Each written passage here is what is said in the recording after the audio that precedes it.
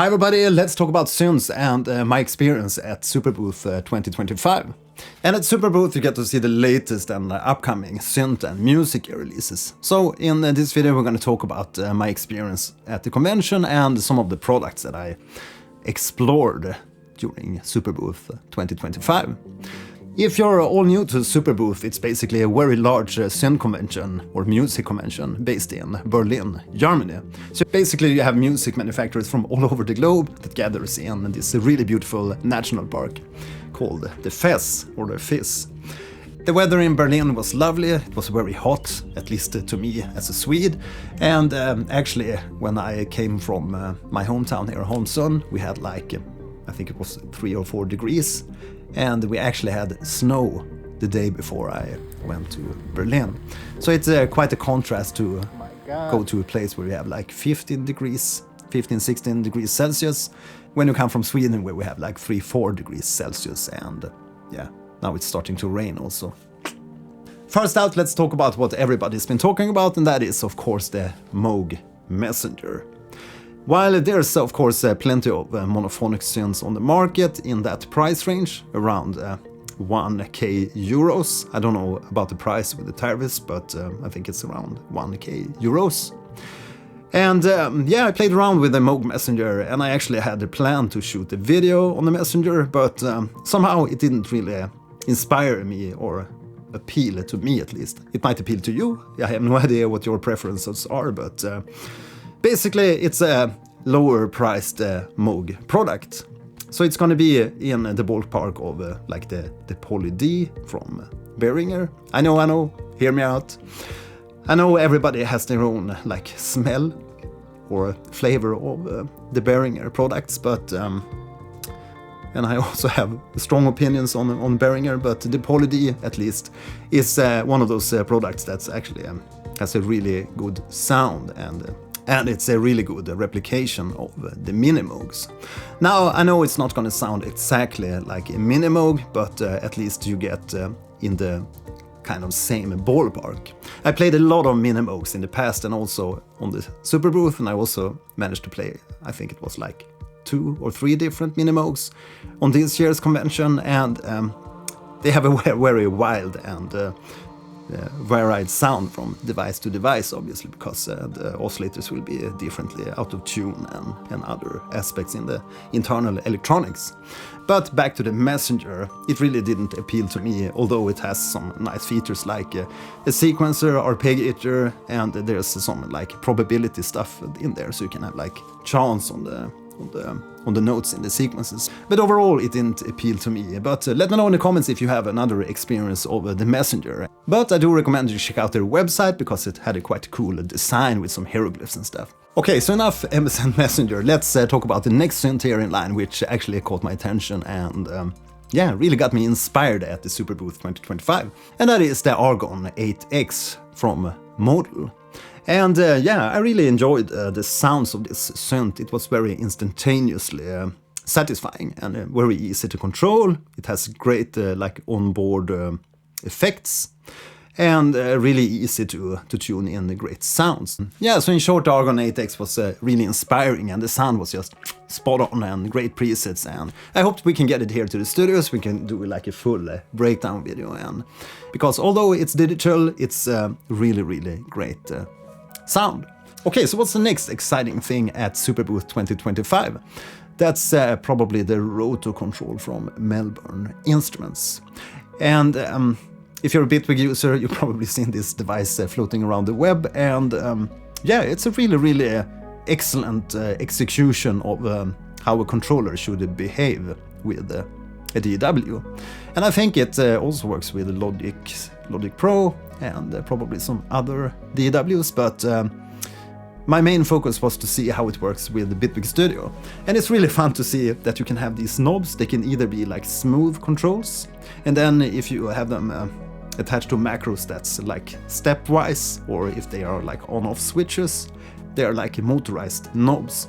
And these motorized knobs actually behave according to parameters they're attached to. So if it's attached to like say stepwise control, maybe it's turning the rate of an LFO, so you have like 8 notes, 16 notes, 32 notes. And you're gonna feel that the Roto Control snaps to these different values. And if they're attached to like an on-off switch, maybe it's like on-off for an arpeggiator or something, you're clearly gonna feel the on and off snappings on the knob.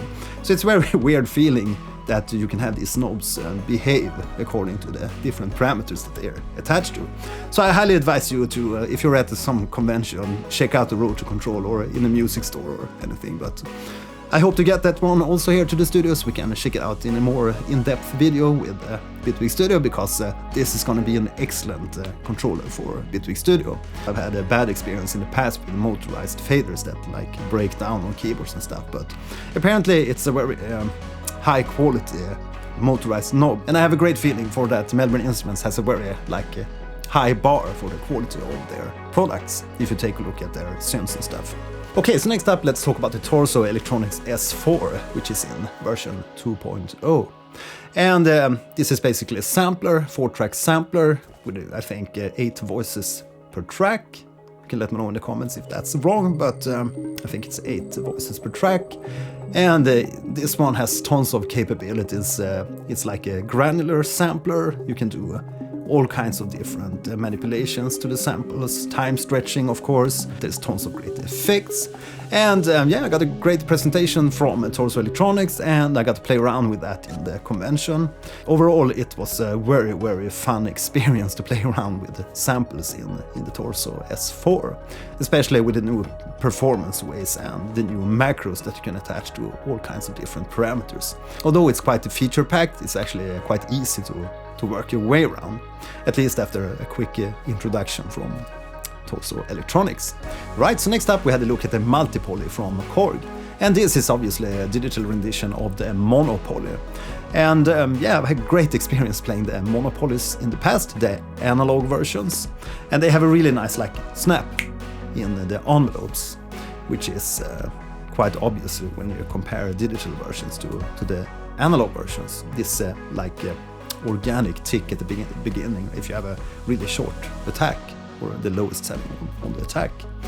But I've yet to hear that really sweet analog snap in the digital versions.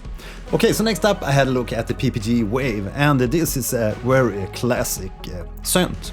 It has this kind of crystal-like sound, almost a little bit broken, and that's what I always loved about the original PPG sound.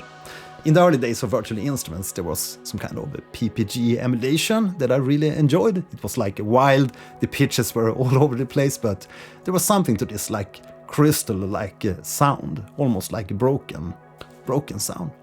But I always enjoyed the PPG sound, and the PPG Wave here at the convention, which is the futuristic version of the PPG or the next generation of the PPGs. And it sounds gorgeous and obviously has tons of new more complex features like playing back samples, and in the presentation he played back some drum loops and manipulated these drum loops in real time. And it's always fun to find a synth that's totally lives in its own different space compared to other synths. It has a totally different sound, a totally different flavor. So definitely if you're after some kind of outerworldly different sound, check out PPG Wave. Next in line we take a stroll to the tent area at Superbooth, and there we have companies like UHE, we have Bitwig Studio, we have Kilohertz, we have ESI Audio, we have Instruo, we have all kinds of synth companies. And this is a really fun place to explore more exotic kinds of synths too. But first out, I obviously had to check out the UHE's tent and the Zebra 3, because I'm a big fan of the good old Zebra and Zebra 2. And yeah, Zebra 3 is probably not going to be disappointing. Tons of new features, and yeah, I can't wait to have my hands on Zebra 3 here in the studio. And yeah, just had a quick glance at the Superbooth, but it sounds great, it looks great, and yeah, it's gonna be super fun. Right, so after checking out Zebra 3, I checked in at the ESI Audio and had a look at their new XSynth. The XSynth is gonna be a similar product to the XJam, but obviously a synth or a MIDI controller. And the XJam, as you can see, is very tight and portable MIDI controller, very lightweight and great for beat making on the go. Yeah, so I got a short introduction from ESI on the XSynth, and yeah, it sounds really great, and it's gonna be a sweet little portable synth to bring along in your backpack when you're on the go. Yeah, so what's more from Superbooth 2025? There's so many people that you meet at the convention. There's people that have seen my YouTube video, and yeah, it's always fun to hear about your musical journeys and how you got introduced to different instruments and different music applications, and how you like to work with them. Right, so one common thing I noticed when I talk with a lot of people working with the hardware synths, that they're praising the OXI 2.0 sequencer. But I haven't much personal experience with the OXI sequencer, but maybe we need to get one here to the studio so we can check it out and see what all the fuss about. Right, so another really cool synth I had to check out at Superbooth, that was the Instruo Seashell. It's a little bit similar to the O Coast, which you can see in the background here. That's another of those monophonic synths. And it has like all the great ingredients packed in this really small synth package. And it has a really cool like hard sync mode. And yeah, you can get really cool like wavefolding kind of sounds from that synth. Yeah, so I really hope that we can get the Seashell from Instruo Instruments here in the studio so we can check it out in a more like calm setting. Right, so yeah, there's thousands of other stuff we probably missed here, but these are at least my favorite things, or the things that made an impression on me from Superbooth 2025. So now, what's your personal preferences from the show? What's the things that you like or didn't like from these different products? Please let me know in the comments, and let's get the discussion going.